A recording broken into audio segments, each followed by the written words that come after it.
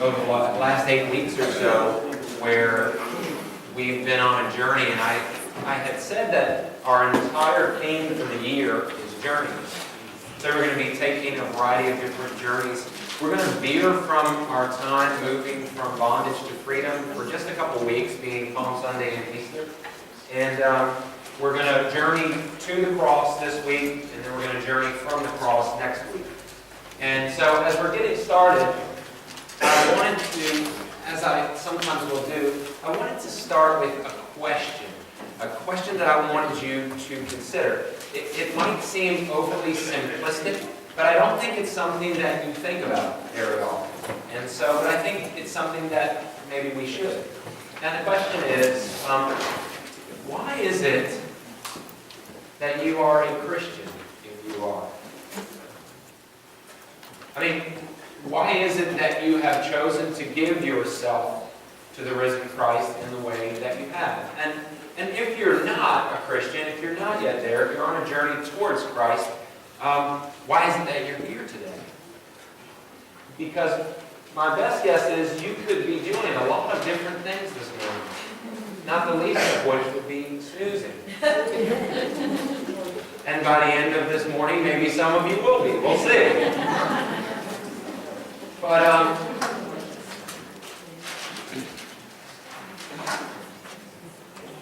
I think it's important for you to think about that every now and then. Because some of us come to our faith because it's passed down to us. We've not grown up knowing anything other than a Christian heritage. And for those of us who come to Christ in that way, we can oftentimes get lazy.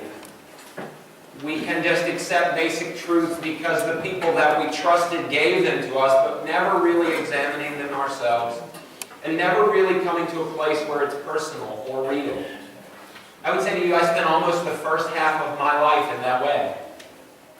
Almost the first half of my life, I would have told you I was Christian, but I wouldn't have really known what that meant. And I really couldn't have given you a great answer as to why, other than the fact that it was what I knew and what was handed down to me. But there was something that transpired in my life personally as I moved away from that truth. See, because at some place in my life, what was taught me wasn't enough to hold me in the place that I needed to be held. I had to explore and go out to far countries, venturing into things that didn't serve me well, but in the end, I would say to you that it was probably the best adventure of my life, because I had to really lose my faith before I found it.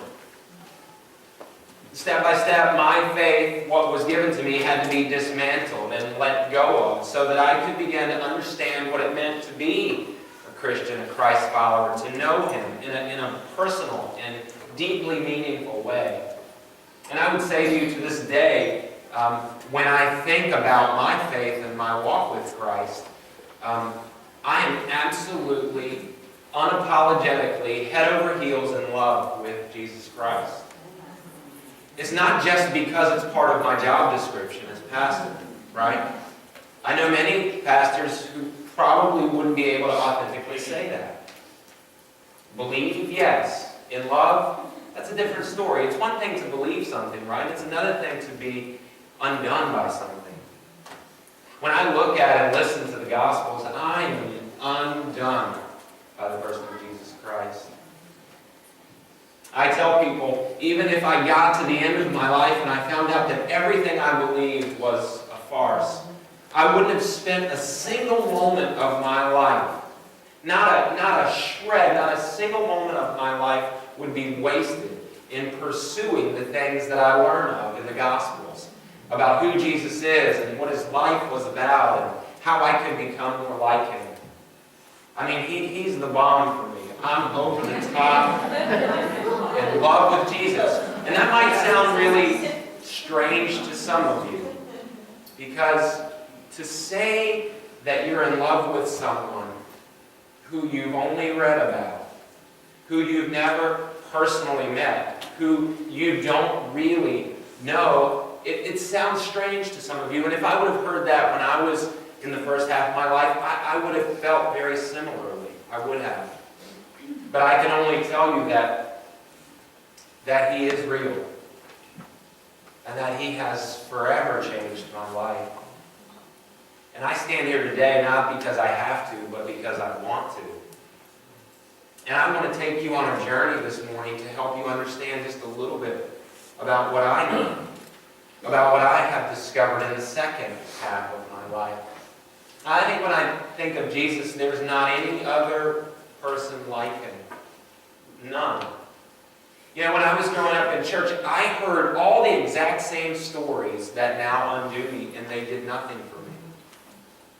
They were taught to me, and Jesus was put up as a flannel graph character, and stories were told me, and the people who were telling the stories, they were very well intentioned, but they did nothing for me.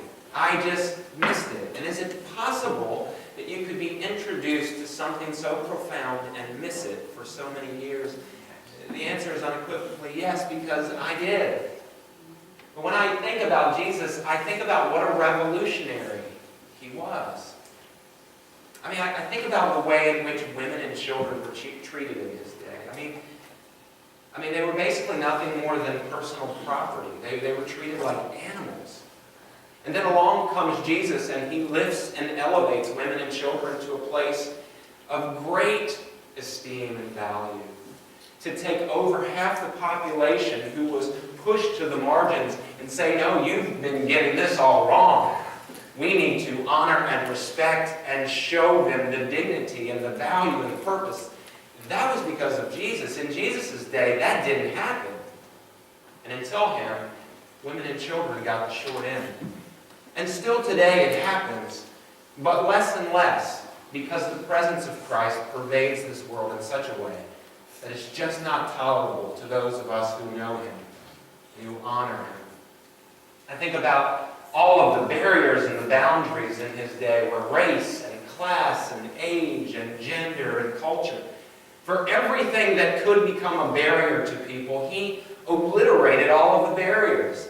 And He brought together people from every tribe and tongue and nation. He was gathering disciples, people who could learn from Him and be like Him. And it didn't matter the color of your skin. It didn't really matter where you were from and what your culture was, your gender, your age. None of that stuff mattered. Did you know before Him, that didn't exist? Jesus was a revolutionary. Some of this stuff seems like maybe it's just commonplace today, but it wasn't before Christ.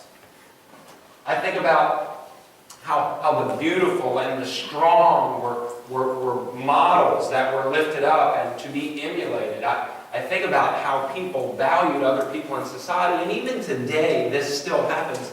But when I think about Jesus, I think about how He raised the dignity of all humanity. He basically expressed to us, in the truest sense, what compassion and true love is really all about. I mean, lepers, people who had diseases and who would be cast out of the camp, Jesus would embrace. He would touch them, people who hadn't and wouldn't be touched even by their own families. He would embrace them and love them. He would invite the outcast to His table for dinner. He opened up fellowship, and He said to them, as I open up the table for fellowship with you, I'm showing you a picture of what God is like. Jesus, God in the flesh. He was revealing to people a new understanding of who God was. Because religious people, for ages and ages and ages, had done nothing but put up barriers, had created distance, had made people feel more guilty about who they were, worse about their own condition. And Jesus says, I think it's time for you to understand and see something differently. He turns our understandings of life and relationship and success on their heads. In Matthew chapter 5, and 6 and 7, in His great Sermon on the Mount, I just want to read to you a few of the things that we find there. One of the things that did not exist in creation was that God was a God of love. God was to be feared. God was powerful. God was all-consuming. But before Jesus Christ, we did not know God as love. Before Jesus Christ, there was no real concept of forgiveness. He introduced these things into the world, helping us to understand a different way. For half my life, I missed this. And so in this second half, I'm catching up, and I'm amazed and astonished. I can read Matthew 5 through 7, really the chief, penultimate teachings of Jesus Christ, and I'm undone by them every time. Listen to some of the things he says. We know these to be true, and yet most of us find it so difficult to live according to these truths. But what if we did? Do unto others what you would like them to do to you. This is the essence of all that is taught in the law and the prophets. Do unto others as you would have them do unto you. Who lives like that? Jesus introduced this concept. It didn't exist before him. But I say to you, do not resist an evil person. If someone slaps you on the right cheek, offer the other cheek. If you're sued in court and your shirt is taken from you, give your coat too. If a soldier demands that you carry his gear for a mile, carry it 2 miles. You have heard the law that says, love your neighbor and hate your enemy. But I say to you, love your enemies and pray for those who persecute you. In that way you will be acting as true children of your Father in heaven. For he gives his sunlight to both the evil and the good, and he sends rain on the just and the unjust alike. If you love only those who love you, what reward is there for that? Even corrupt tax collectors do that much. If you are kind only to your friends, how are you different from anyone else? Even pagans do that. But you are to be perfect, even as your Father in heaven is perfect. Who says these things? Who does these things?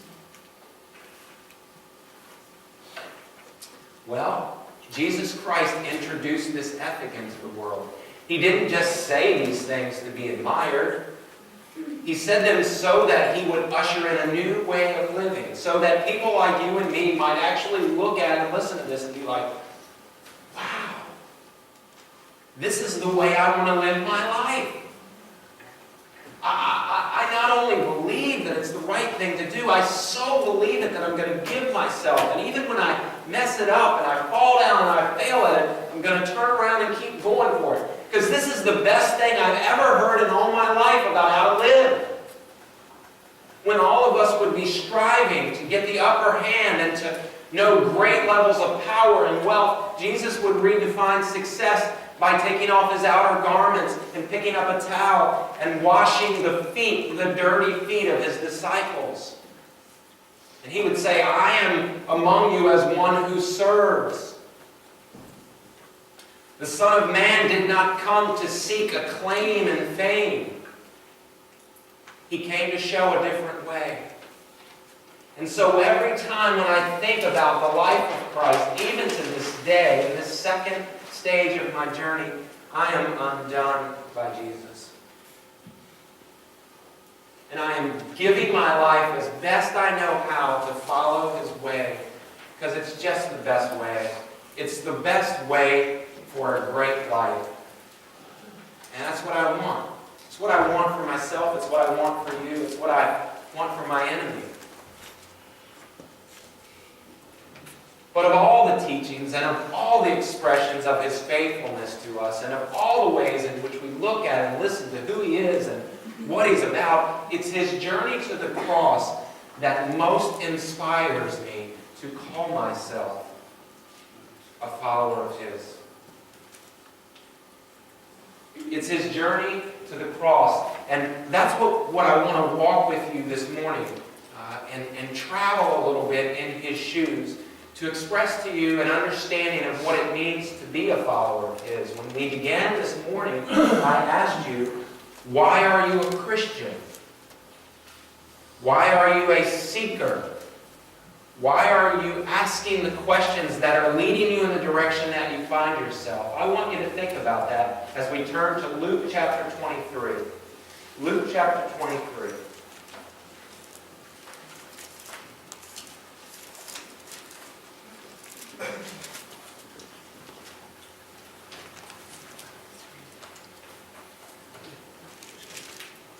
Now, the background to where we find ourselves this morning in Luke 23 is that Jesus' public ministry is now over. He's in the final week of his life. He has, for 3 years, traveled in very small circles, sharing and enfleshing the good news. Some of the things that I just shared with you, he had been talking about these things and living these things out. But he has moved now towards Jerusalem. Jerusalem was a place that he didn't frequent very often, but he's come now to the center of his personal world at this point. And during the time that he arrives, there's this big celebration that is going on. Does anybody remember what they're celebrating now? In this final week?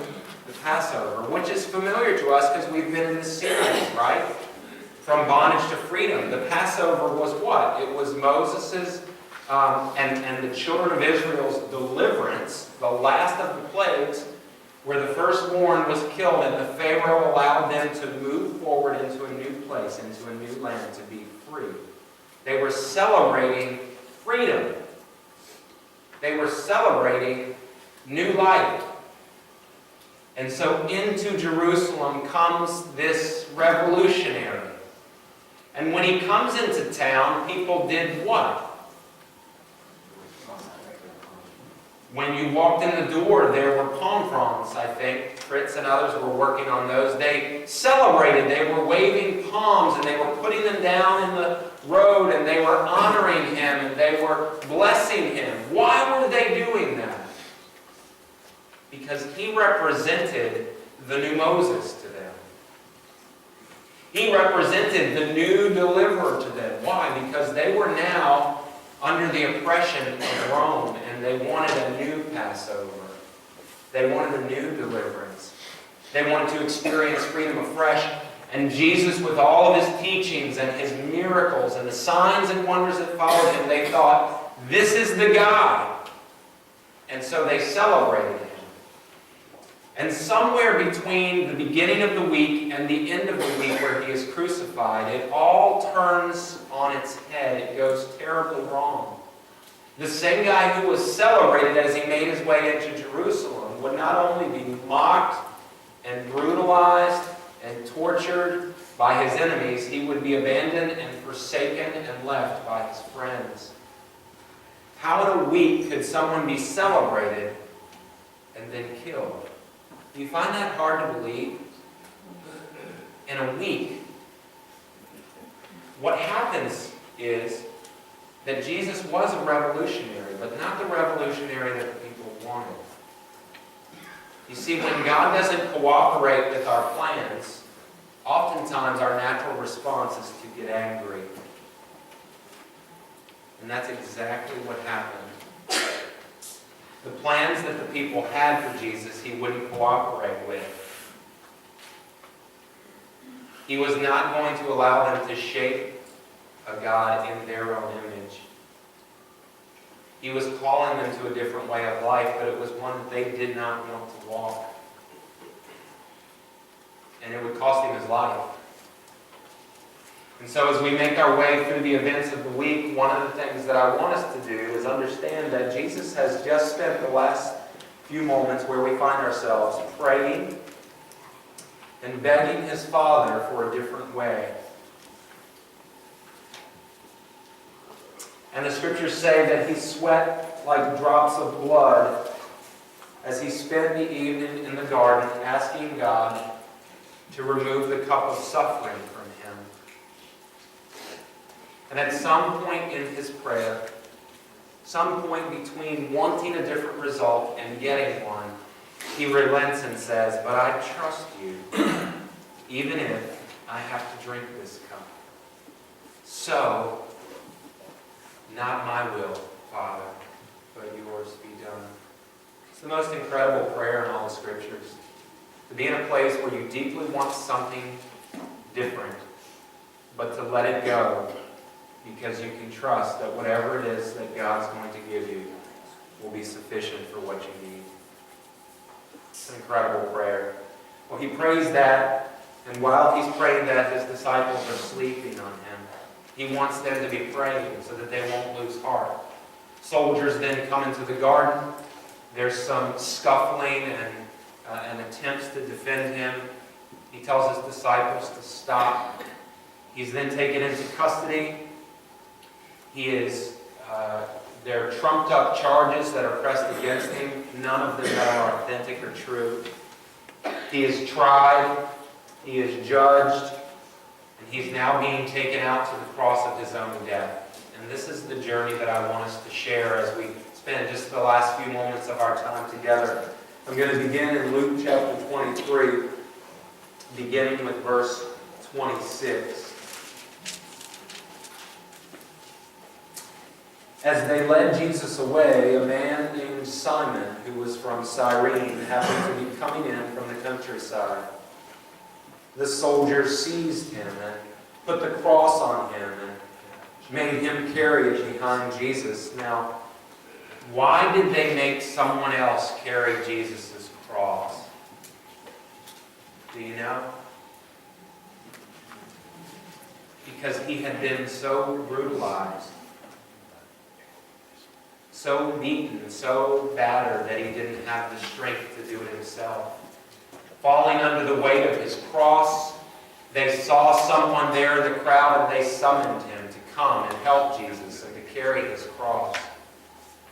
Jesus couldn't carry his own cross.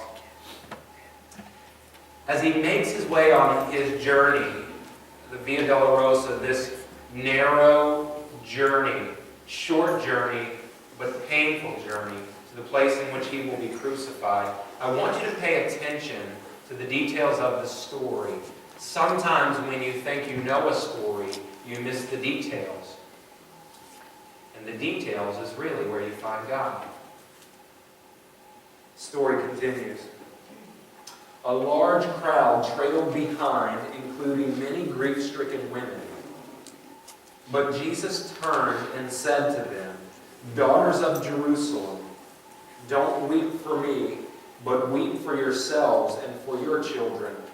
For the days are coming when they will say, 'Fortunate indeed are the women who are childless, the wombs that have not borne a child, and the breasts that have never nursed.' People will beg the mountains, 'Fall on us,' and plead with the hills, 'Bury us.' For if these things are done when the tree is green, what will happen when it is dry?" Do you get what he is doing as he marches to his own death?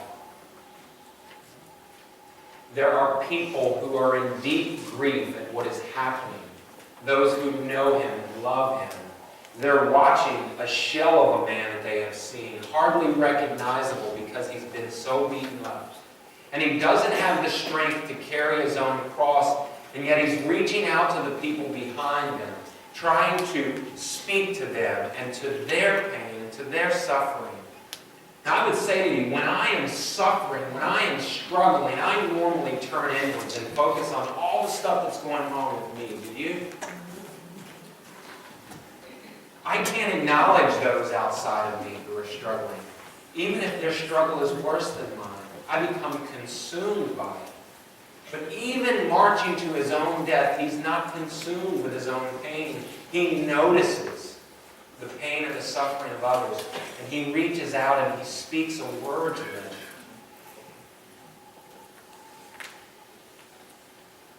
The story continues. Two others, both criminals, were led out to be executed with him. When they came to a place called the Skull, they nailed him to the cross, and the criminals were also crucified, one on his right and one on his left. Jesus said, "Father, forgive them, for they don't know what they're doing." And the soldiers gambled for his clothes by throwing dice. The next to last statement is so powerful that you almost don't get that last statement. I want to be like this man. Father, he's bludgeoned beyond recognizability. He's at the point of death. And rather than calling down curses on the ones who have put him there, He is speaking words of forgiveness for their ignorance. He's giving them the benefit of the doubt. Because if they knew, surely they wouldn't do something like this, right? How hard is it to forgive when people hurt you? I mean, it's hard enough to forgive with silly stuff, you know? Much less when you are deeply hurt. But none of us understand this kind of hurt. And yet, in this place, he is offering something unique to him that didn't exist before he came. Forgiveness. Complete and utter forgiveness. And as he is offering forgiveness to these very people, do you know what they are doing? They're gambling for his clothes, the last thing that holds any dignity for this man. Now he will be stripped naked. As they take his clothes, they are gambling at the foot of his cross for the only thing that gives him dignity, and he is offering them forgiveness. It's like insult to injury. It's not bad enough that they're going to brutalize and mock and torture and beat and kill him. Now at the foot of his cross, they're going to gamble for the last thing that gives him dignity. And he gives them forgiveness.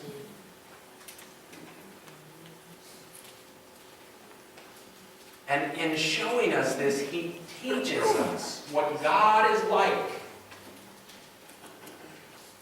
Jesus, God in the flesh, to show us. Because for years and years and years, religious people had created barriers so that people didn't know who God was. They were afraid to even approach him. And Jesus shows us something about who God is as he makes his way to the cross. The crowd watched and the leaders scoffed. He saved others, they said. Let him save himself if he is really God's Messiah, the chosen one. The soldiers mocked him too by offering him a drink of sour wine. They called out to him, "If you are the King of the Jews, save yourself." The sign was fastened to the cross above him with these words, "This is the King of the Jews." One of the criminals hanging beside him scoffed, "So you're the Messiah, are you? Prove it by saving yourself, and while you're at it, us too." But the other criminal protested, "Don't you even fear God when you've been sentenced to die? We deserve to die for our crimes, but this man, he hasn't done anything wrong." Then he said, "Jesus, remember me when you come into your kingdom." And Jesus replied, "I assure you today, you will be with me in paradise." He's forgiving, he's receiving people who don't deserve it. Do you get what is going on as he makes his way to his final painful death? He's not caught up in his own stuff. He's looking at and listening to the people around him, even the people who are cursing him, and he's offering to them grace. This is the man I want to be like. This is the man I deeply love. This is the man who's changed my life. He's why I'm a Christian. He's why I'm here today. The story's almost finished. By the time it was noon and darkness fell across the whole land until 3 o'clock, the light from the sun was gone, and suddenly the curtain in the sanctuary of the temple was torn down the middle. Then Jesus shouted, "Father, I entrust my spirit into your hands." And with those words, he breathed his last.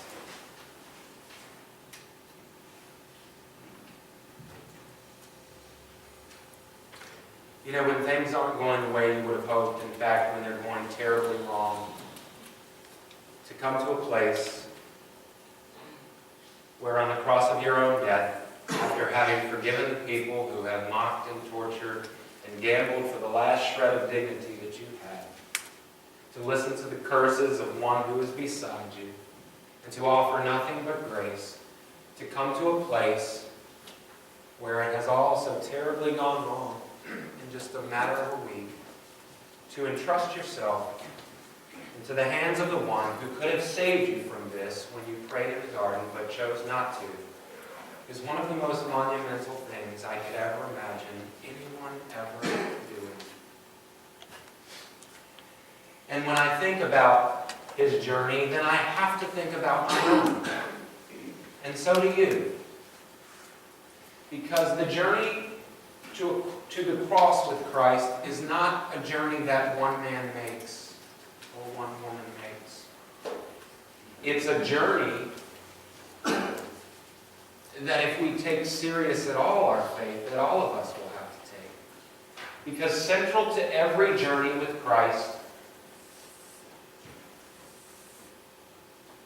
is a cross. It's an instrument of death. We wear them around our neck as jewelry, but really, there was nothing pretty about it. It would be like wearing a guillotine around your neck or an electric chair around your neck. And that day, it was an instrument of death. We've smoothed them down and polished them and made them pretty. But the cross is what it is. It's a vicious means of death. And central to every journey with Christ is a cross. And so, that being said, you would ask yourself the question, why would I ever journey with Christ if what that means is a cross? I don't want to die. I don't want to die a horrible, cruel death. I want an easier path. I want a lighter path.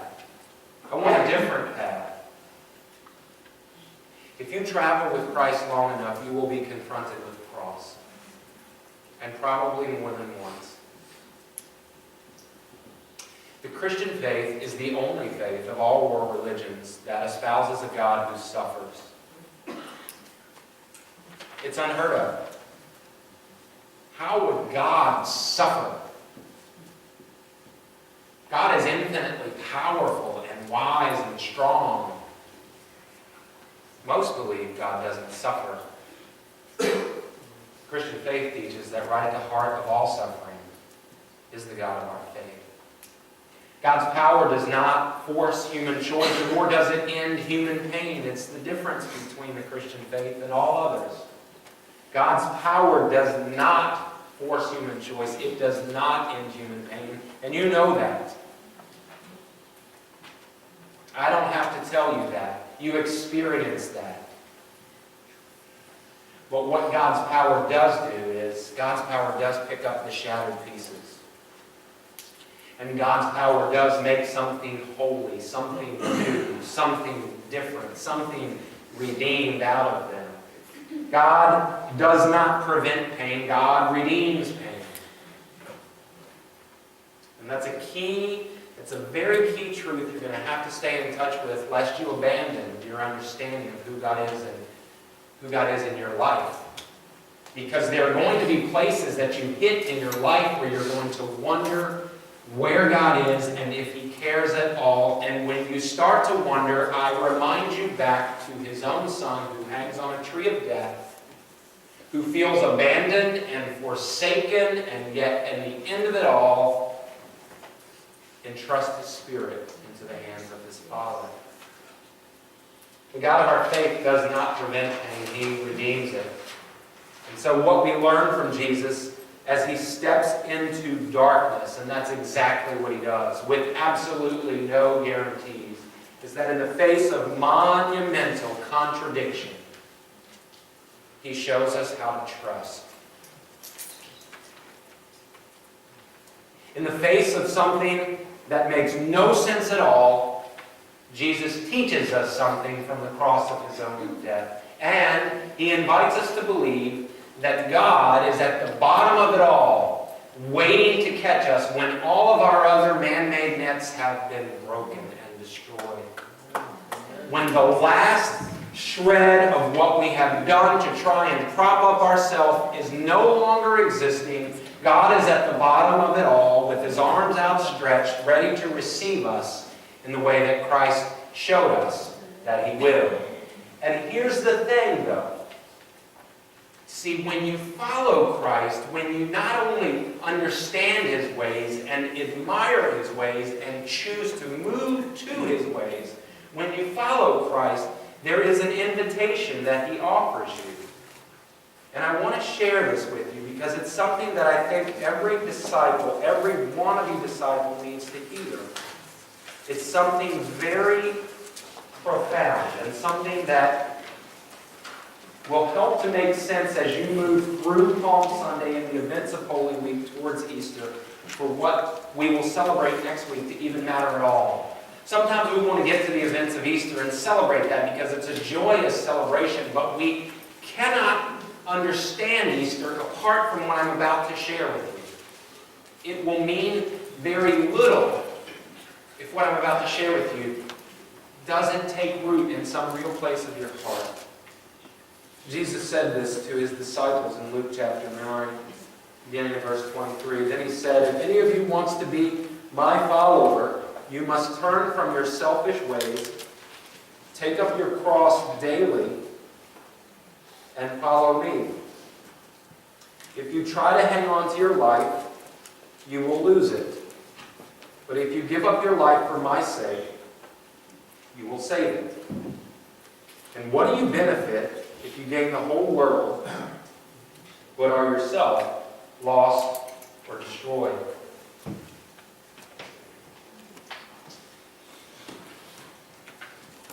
The journey to the cross is not a march towards moral reform.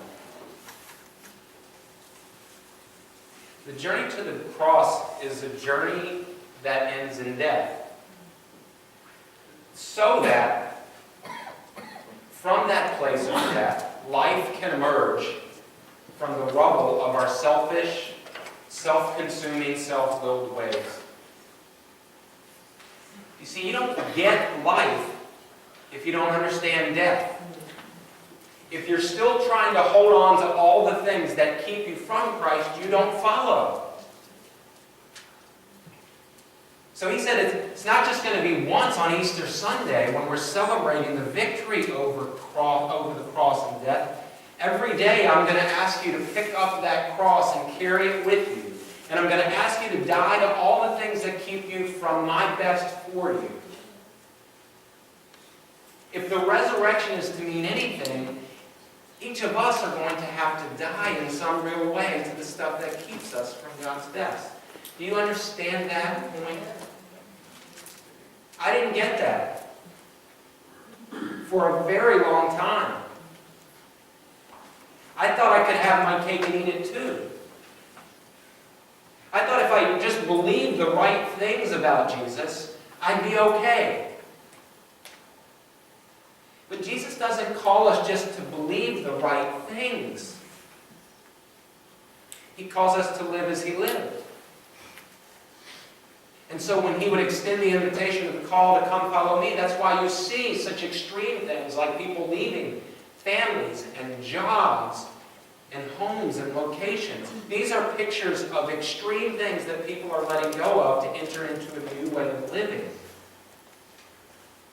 And I don't know what the risen one is calling you to let go of or to leave, but whatever it is that He's calling you to let go of or leave, that death, that relinquishing, will lead you into a place of resurrection and life if you will trust Him. Some of you guys, some of us, we're holding on to stuff that isn't serving us well. And until we let it go, we can't experience resurrection. The journey to the cross is not a march towards moral reform. It's a march towards death where we have to relinquish those things that keep us from God's best. I want to read to you one final thing, and then I want to offer you an invitation of my own. Peter, who would betray Christ in the way in which he would deny Him when Christ was vulnerable and probably needed Him the most, would later write a letter to the church. And he would say these things. And in particular, when he writes this portion of the letter, he's speaking to people who are in bondage, who are slaves. And he's writing to them about his experience here. And he says the following, 1 Peter chapter 2, verse 21.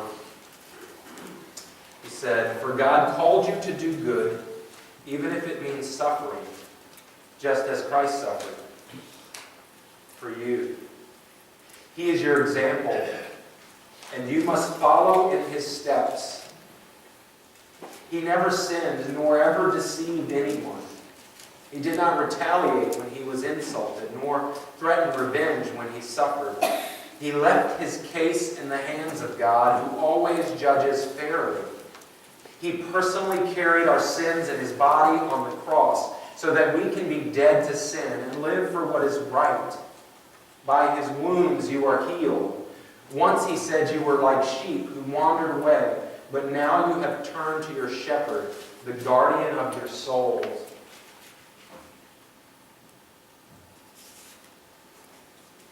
It's an example by which we are to follow.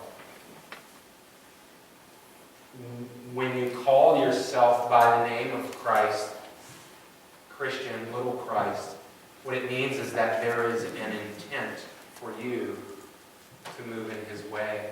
It's not just something you do because it was passed down to you. It's not just something you believe because others who were trustworthy told you. It's a journey that you come to by reason and intention and honest and authentic expression of what you want for your life.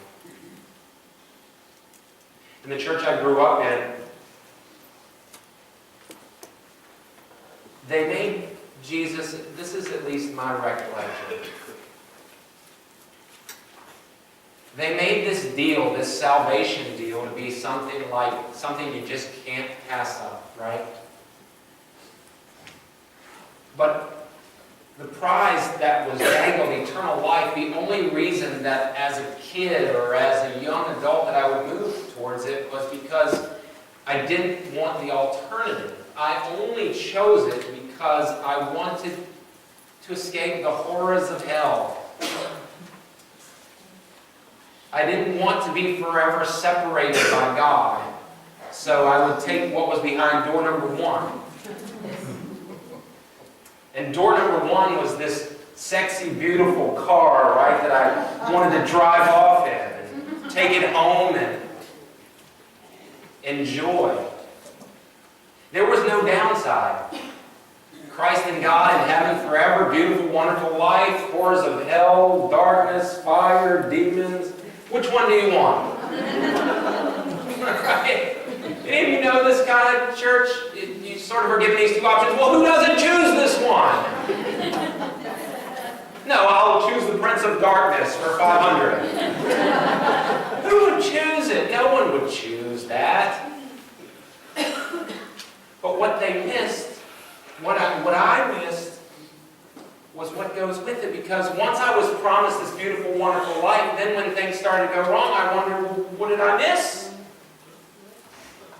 Why, if I get this beautiful, wonderful life, do I have all this crap in my life, and this pain, and this struggle, and this misery? Why do I have all these things? I thought you were giving me what was behind door number 1. There's a warranty on this thing. Right? They missed the substance, or at least I missed the substance behind the message. Yes, there is life there. But on your journey towards life, you're going to experience many deaths. That's why you have to pick up the cross and take it with you. Because the things that you will encounter in your life oftentimes will keep you from God's best. And you will have to let those go. You will have to die to them, even though you desperately want to cling to them. And I don't know what's in your hands these days, what you're clinging to, what you're hoping for. I only know that as Jesus knelt in a garden asking for his Father to give him something different, at some point he let go of the thing he couldn't have the most, that he wanted most. He didn't want to drink a cup of suffering, and neither do you, and neither do I. But at some point we entrust ourselves to the one that we cannot see, but whom we believe to be very real, even when everything in our personal world contradicts it. And And so what I want to say to you as we move towards Easter, it's easy to celebrate the resurrection of Christ and to be happy and to give energy and passion to it and to know what that means. But as we journey with Christ ourselves, there is no journey without a cross. Now, not the kind that hang around our neck and that adorn us beautifully. The kind that cause us to die for the things we think we most need, but that are keeping us from what God knows we most need. And so what I want to invite you to today is, at the foot of this cross, there are these nails. And what I thought was, in just a moment as the worship team is going to return back to the stage, what I thought was they're going to sing a song of surrender, a place where you choose, you know? You get to choose whether you walk on this journey, pain and suffering and all with Christ, whether it's a better way or you want to choose your own way. And what I want you to do, as I invite you to consider this, is I want you to come and pick up a nail. And I want you to carry this nail with you this week through Holy Week. And I wanted to remind you of what it means to travel with the risen one. It's not always peaches and cream. Sometimes it's nails and suffering. But you don't get resurrection without dying. You can't avoid the cross if you're going to experience life. And I know that there are some of you in this room right now who are experiencing deep pain. You're in great financial distress. You have significant relationships in your personal life that are fractured. There's inner turmoil that is going on about who you are and where you're headed and how you ever got to where you are. I get those places. I've visited them along the way. But I'm going to issue you an invitation in light of the place that you find yourself. I'm going to invite you this week to journey with Christ to the cross.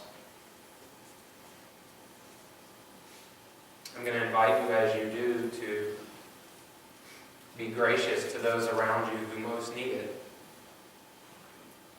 I'm going to invite you as you consider picking up a nail to extend forgiveness to those that you have not been able to do that to. I'm going to invite you as you pick up a nail to consider releasing the things that you've been clutching. I'm going to invite you to liberation. I'm going to invite you to life, but I'm going to invite you to this way, which involves what I have described to this point. For some of you, you're not ready for it. And I wouldn't want you to choose it in an emotional moment. You're not ready for it. But if and when you are, I invite you to consider, as the worship team comes and plays, to come forward when you're ready during the time of the song. And pick up a nail and place it in your pocket. And when you get home, to consider what it would mean for you to walk with this every week, every day this week. And every time you touch or clutch this nail, to remind you what it means to follow Christ. Okay? So as they come and you consider my invitation, I want to pray for you. And then I will invite you, if you're able and you're willing, to come and receive the nail as a reminder to you that before resurrection comes, death must take place.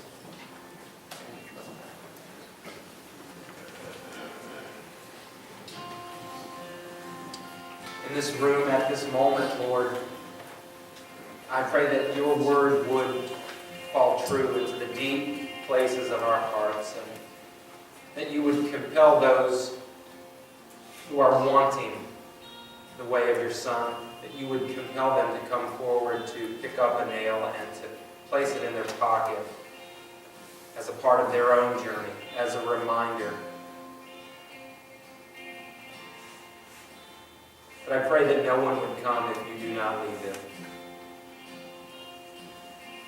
So as you speak to our hearts, let us come not because our neighbor does, or our brother, or mother, or father, or friend. Let us come only because we want the way of your Son.